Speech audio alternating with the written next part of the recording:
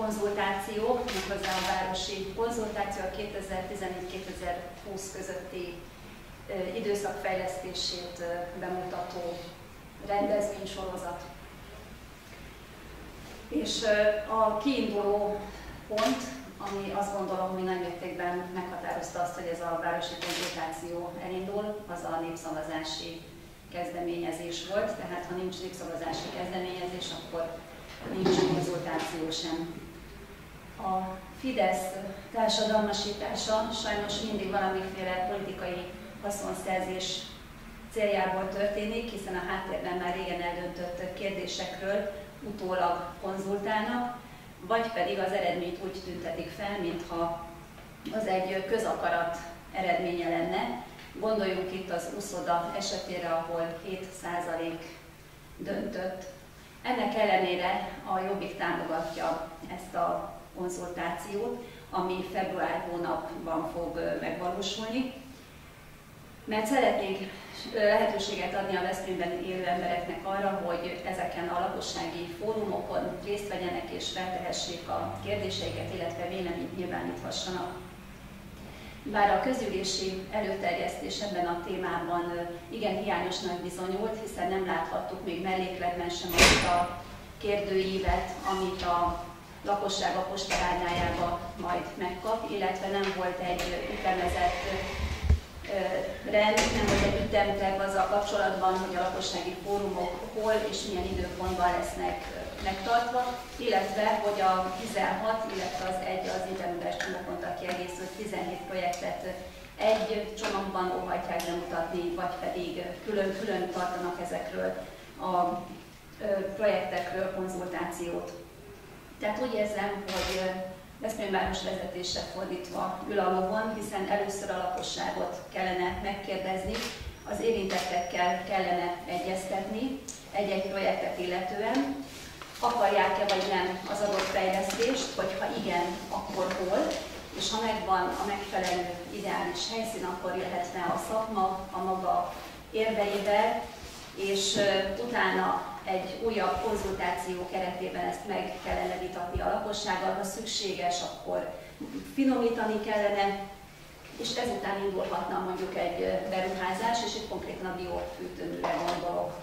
Tehát én mondjuk ennek a projektnek a konzultációjára nagyon kíváncsi vagyok, már csak azért is, mert a napirend előtti kérdésem éppen erről szólt január 28-án, és polgármester úr nem tudott válaszolni az általam feltett kérdésekre. Tehát akkor megkérdezem, hogy január 28-án még nem tudja a város vezetése, hogy ez a biofűtőmű például milyen technológiával fog megépülni, milyen környezeti terhelést jelent ez majd, akkor hogyan fog róla februárban már konzultálni. Tehát van egy olyan érzésem, hogy itt az időhúzásra játszanak. Szeretnék idézni egy hozzám eljutatott levélből. Az idézet pontosan úgy szól, hogy járjanak el hasonlóan fair módon, mint Szapoly község vezetése tette. Az alábbi idézetet az interneten találtam a szapolyi bioerőmű építéséről. És az idézet: a fejlesztők ezzel együtt nagy figyelmet fordítottak a helyszín kiválasztására, számos lehetőséget vizsgáltak meg, és minden helyszínen kikérték a helyi lakosság és az önkormányzat véleményét. Ha valahol ellenállást tapasztaltak, tovább mentek új helyszínt keresni. Tehát én azt gondolom, hogy egy felelős városvezetésnek mondjuk ilyen kell, hogy legyen a hozzáállása egy adott fejlesztésre, és erre egyébként nagyon jó példa volt a családok átmeneti otthonának a kálváriája, hiszen hogyha ott egy helyszínt illető egyeztetés történik, akkor valószínűleg a város nem fut bele abba a történésbe, ami ezután következett, és valószínűsítem, hogy már azóta állna egy új helyszínen a családok átmeneti otthona. Így viszont ez a pályázat, mint január közgyűlésen hallottuk, ez előszólt. Tehát mi arra biztatnánk Veszprémváros polgárait, hogy menjenek el ezekre a lakossági fórumokra, tegyék fel a kérdéseiket, de ne hagyják magukat lerázni ilyen szokásos panel mondatokkal vagy felszínes ígéretekkel, és kérdezzék meg ők is, hogy pontosan milyen technológiával fog működni ez a biofűtőmű, mondjuk a lakótelektől 350 méterre. Mitől lesz például kihasználtabb a színházkerti négygarázs, hogyha tudjuk, hogy sem a belvárosi üzletház alatti négygarázs, sem pedig a az egyéb ilyen jellegű létesítmények kifogásolható kihasználtsággal működnek, akkor miért kell még pluszba egyet építeni a város egyik frekventált zöld területére. Oda, ahol viszont égetően szükség lenne rá, oda éppen hogy csak becsusszant ebbe az előterjesztésbe, gondolok itt a vérellátó melletti parkoló kialakítására. Mert nem az a kérdés, hogy akar-e vagy nem akar valaki valamilyen fejlesztést, például egy biofűtőművet a szomszédjában, hanem az a kérdés, hogy ez a biofűtőmű hogyan fog működni, és tiszteletben tartják-e a többségnek azt a jogát, ami azzal van összefüggésben, hogy mindenkinek joga van a tiszta környezethez és az egészséges környezethez.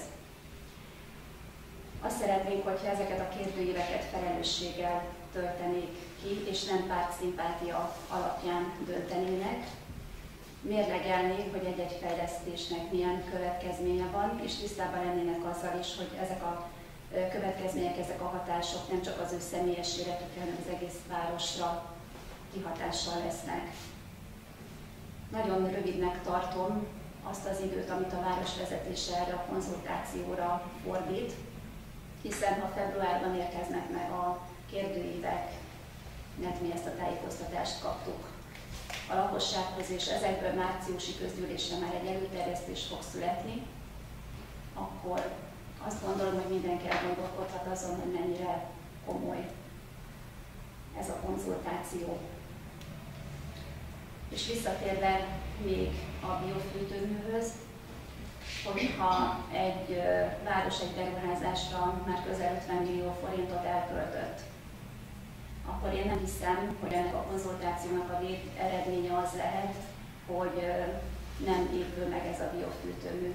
Tehát ez már egy elhatározott tény, ez meg fog valósulni, akárhogyan is fognak szavazni Veszprém város lakói.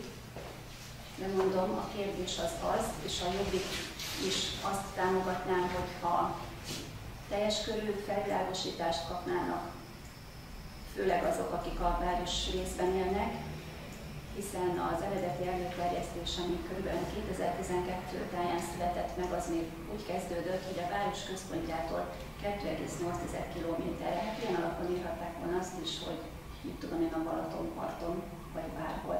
Tehát én úgy érzem, hogy mondom még egyszer, hogy időhúzásra játszanak, rég eldöntött tényekről fognak most konzultálni, és nyilván egy konzultáció eredménye egyébként nagymértékben függ attól, hogy mi a megrendelő elvárása.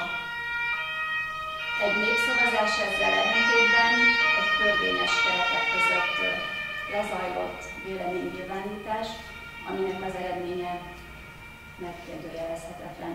Ugyanez a konzultációról nem mondható el.